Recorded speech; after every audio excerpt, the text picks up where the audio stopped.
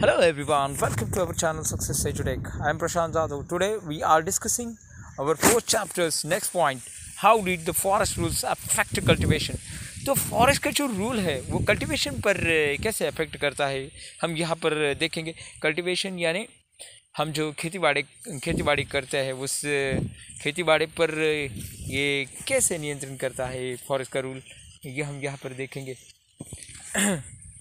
One of the major impact of the European colonialism was the practice of shifting cultivation or Sweden agriculture. This is the traditional agriculture practice in many parts of Asia, Africa and South America. It has many local names of the lowering Southeast Asia, Milfoil in Central America, Titmans or Levi, Travi in Africa, and Chena in Sri Lanka. In India, Dheya, Penda, Bever, Nevad, Jhum, Podu, Khandad, and Kumari are some of the local terms of Sweden culture. तो ये culture यानी ये जो cultivation की जो पद्धति है forest rule का, ये कल्टीवेशन पर कैसे प्रभाव पड़ा, ये हमने यहाँ पर देखा कि कल्टीवेशन की पद्धति देखी, कौन कौन से नाम है वो हमने देखे। जो ये खेती है, लोग वो जो खेती करते हैं ट्रेडिशनल, तो उसके नाम हमने यहाँ पर देखे, जैसे कि Asia, Africa, south America, it is many local names. तो क्या नेम्स हैं उनके हमने यहाँ पर देखेंगे। लैडिंग इन साउथ ईस्ट एशिया में, मिल्फा in central America,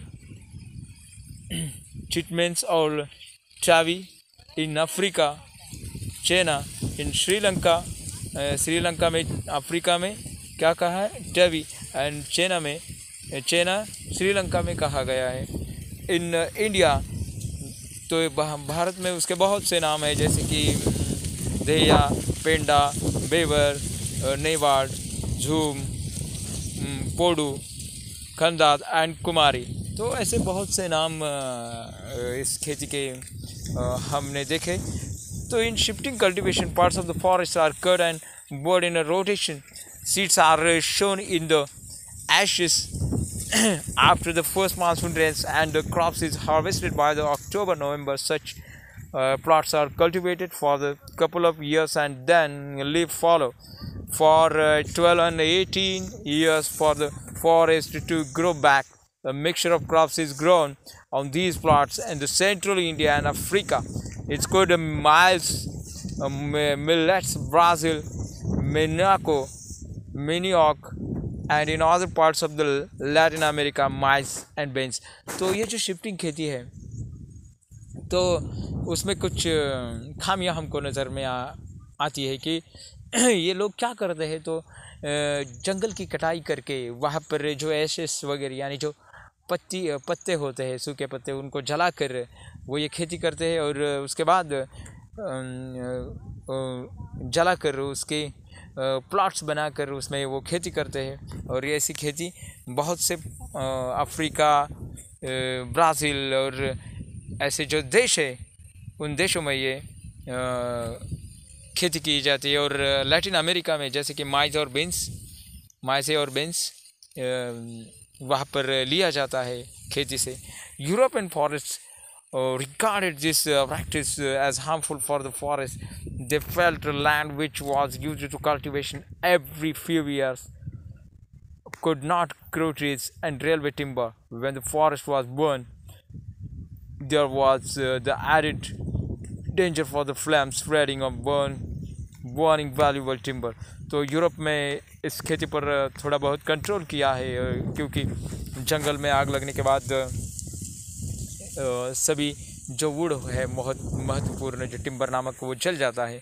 shifting cultivation also made in the harder for the government to calculate taxes. Therefore the government decided to shifting cultivation. As a result, many communities were forcibly disappeared for their homes and in the forest. Some had to change occupations while some resisted through large and small rebellions. तो इस cultivation shifting cultivation पर government ने पाबंदियाँ लगाने के बाद बहुत से जो लोग थे ये खेती करने वाले, उन्होंने गवर्नमेंट के विरुद्ध अपना रवैया, विरोधी रवैया अपनाया और गवर्नमेंट के साथ उनके झड़प भी हो चुकी, मगर कुछ हासिल नहीं हुआ क्योंकि उनके तरफ से वो सक्सेशन नहीं मिला उनको। तो हु कुड हंट, तो कौन ये जो हंट करने वाले कौन है, यानी जानवरों को मारने वाले कौन है, हंटिंग का ये जो व्यापार था वो कौन करते थे। The new forest laws change to lives the forest dwellers in yet another way. Before the forest laws, many people who lived in the near forest had survived hunting deer, partridge and variety of small animals. तो बहुत से लोग जो हिरन वगैरह जो जानवर थे उनकी हंटिंग करते थे, तो उन पर पाबंदियाँ लगाई गई। This customary practice was prohibited by the forest laws. Those who were caught hunting were now punished for poaching. तो ये जो हंटिंग करने वाले लोग हैं तो उन पर पाबंदियाँ लगाई गई. While the forest laws deprived people of their customary rights to hunt, hunting of a big game become a sport of India. और उसके बाद ये जो एक इंडिया का एक गेम बन गया आगे जाकर इंडिया का. Hunting of tigers and others animals had been a part of the culture of court and novelty of for centuries. और टाइगर और जो बड़े बड़े जानवर है उनकी हंटिंग करने में बहुत ही महारत हासिल होने लगे लोगों में, अच्छे लोगों में.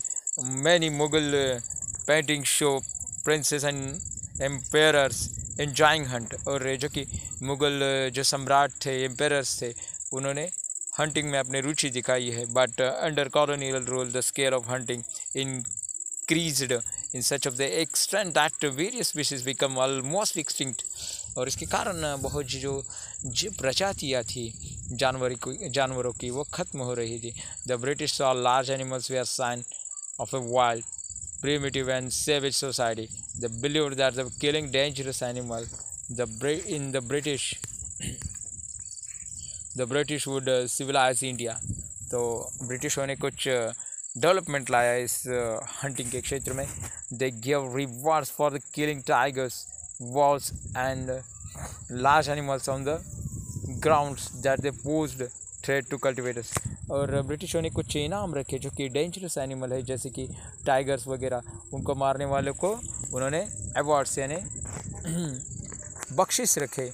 Over 18,000 tigers,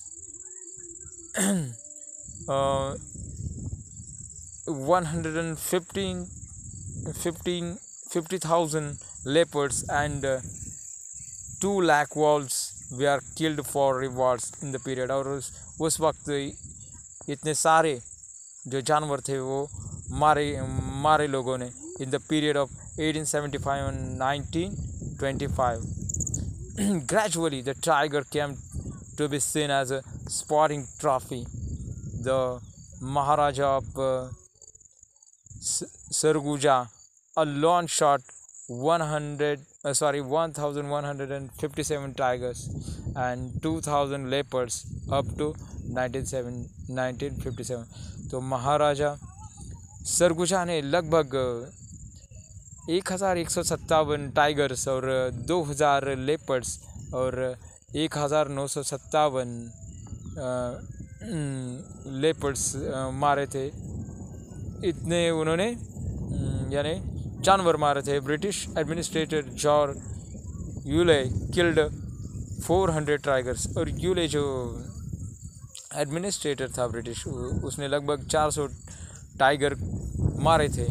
initially certain areas forest were reserved for hunting, और ये जो एरिया था वो फॉरेस्ट का वो हंटिंग के लिए रिजर्व किया गया था, यानी वो आरक्षित किया गया था. Only much later did environmentalists and conservators begin to argue that these species of animals needed to protected and not killed. और जो environmentalist थे उनका ये मानना था कि ये जो प्रजातियां हैं उनको बचाना चाहिए और उनको संरक्षित करना चाहिए, उनका ऐसा मानना था. तो उन्होंने उस पर भी बहुत अपने विचार पेश किए और अपने विचारों को एक लोगों के सामने उन्होंने रखना चाहा. मगर उसके बाद क्या हुआ, तो मैं प्रशांत जाधव अपना ये लेक्चर यहाँ पर ख़त्म करता हूँ. नमस्कार.